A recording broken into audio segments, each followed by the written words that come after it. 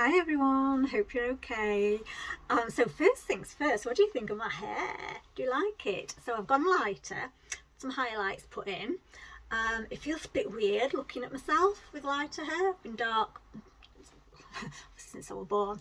I had colours in for a lot of years. I decided that now was a time for a change, and yeah, so I've gone lighter, some blonde highlights in, and yeah, feeling good. So anyway, today's video is the one that I was supposed to do on Wednesday about relationships and social wellness, which we talked about in my group. I'm going to keep doing this, aren't I? I'm just looking. Oh, and I have my lashes done as well, look. So I'm all like, yeah, all good, all good. Gosh, I'm digress again. So though we talked about in my group on Monday, which is about relationships and social wellness.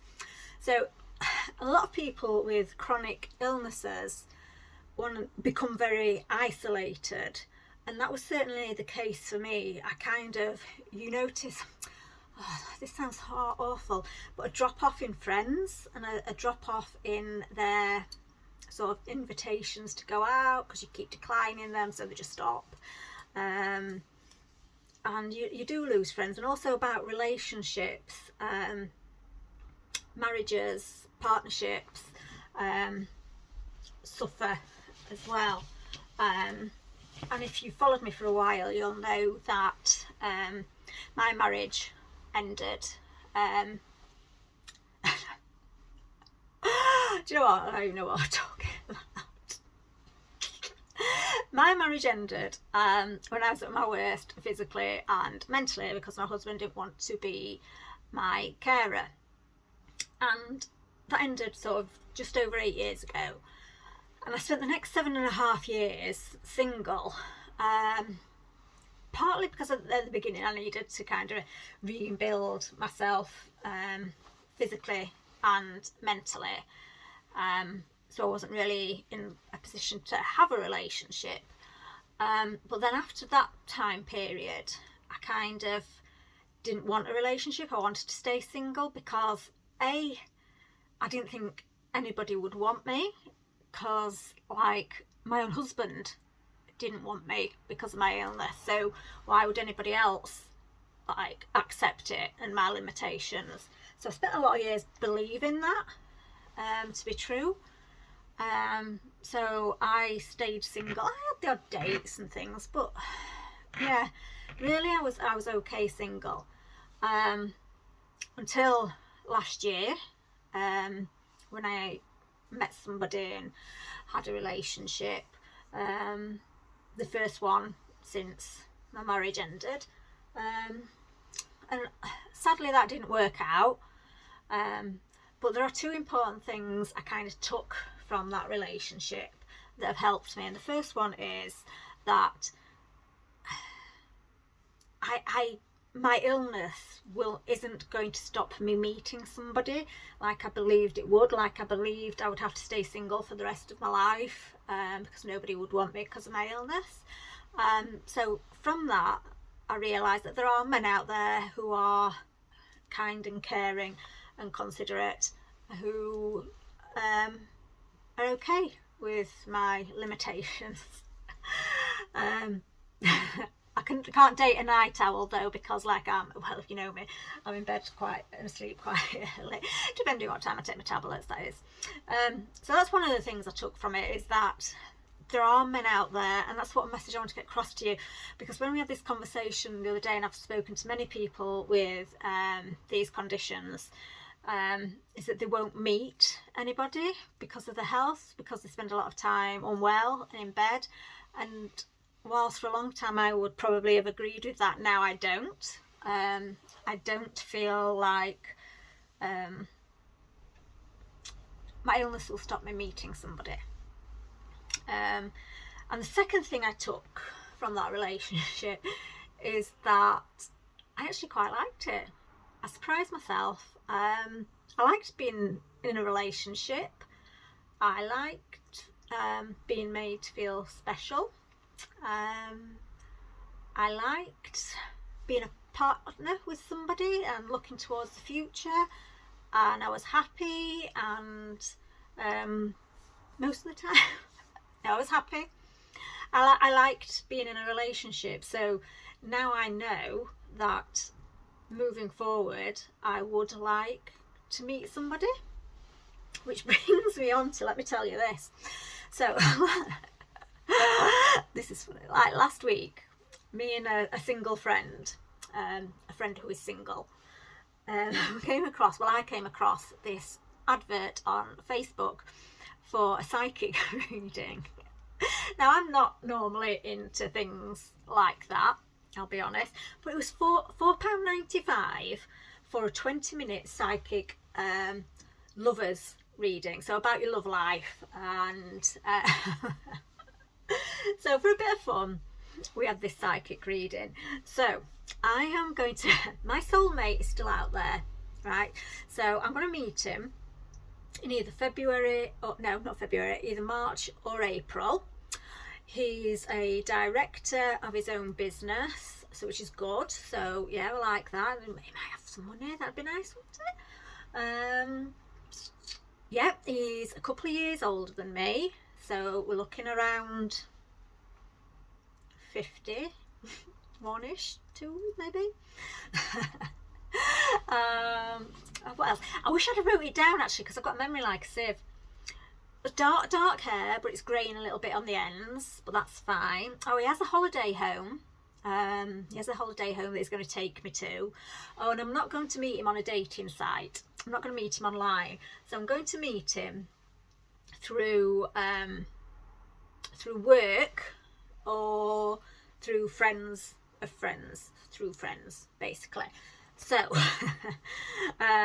yeah, so the Doncaster Chambers networking events, I'm going to be at them all in March and April. I'm going, is it you? Is it you? I wonder if it's you.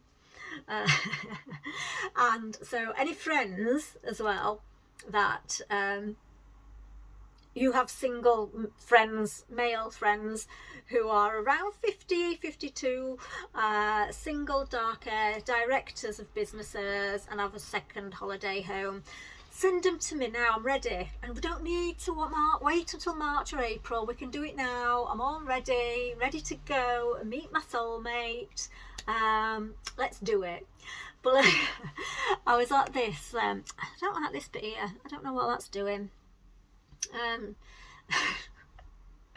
I went to this on this training course on Wednesday, and what was I going to say? So I went on this training course on Wednesday, and I walked into the room, and it's the first sort of face-to-face training course that I've been on for probably like 3 years, since before COVID, because everything was on Zoom. But this one was sort of in a building. It was in a building.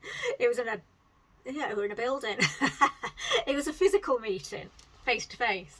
Anyway, I walked into the room, and you know when you make eye contact with someone, the minute you walk in a room, you just kind of, well, this bloke, he was quite a good looking, handsome man in a suit, and he smiled at me, and I was like, oh, is it you? Is it you? Is it you? And I kid you not, I actually checked his ring finger. And then I thought, no, it can't be him anyway, Sarah, because we're not in March, we're still in January, so, and I've got to wait until March or even April. I mean, why, universe, are you making me wait that long? Like, what? Just bring it on, bring me these single men. Well, no, not single men, I don't want lots. I don't want to go on lots of dates again. I don't want trial relationships that don't last very long and then you have to restart. I just want, like, my soulmate. Please, universe. So I'm open to my soulmate coming to me in March or April, which means February I'm going to spend just looking after myself, doing nice things, and preparing to meet my soulmate. Can't wait. Anyway, that's completely, what was I actually talking about? Yeah, relationships. So I think after like conversations with lots and lots of people with fibromyalgia and chronic pain conditions, I think it's harder when you're diagnosed with a condition and you're already married or in a relationship.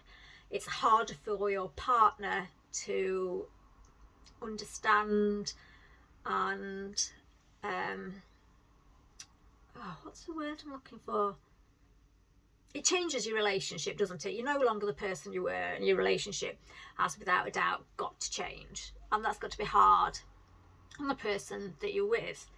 I know of many marriages and relationships that have broken down due to these health conditions, and that shouldn't be happening.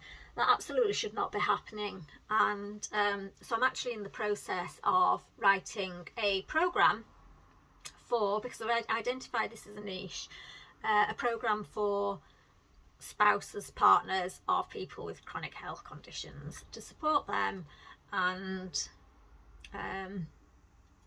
kind of help people stay together. Now, I'm not a counsellor and I don't want to do relate counselling, but so if anyone's got any ideas of what sort of things I can do with that, let me know what you think would be useful, what your partners might need or want.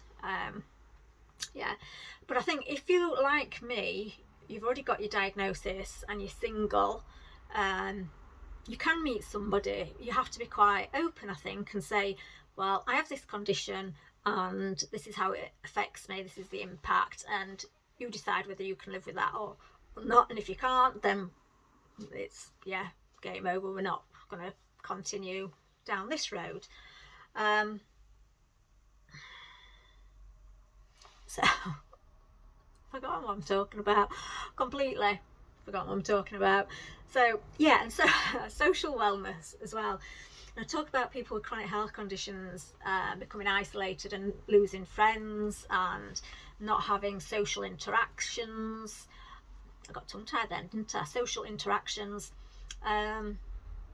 because of the chronic illness. And part of my programme looks at that and looks at how you can improve that. I mean, one of my best friends, Alison, I met her through a fibromyalgia Facebook support group, I think about 10 years ago now, 9 maybe.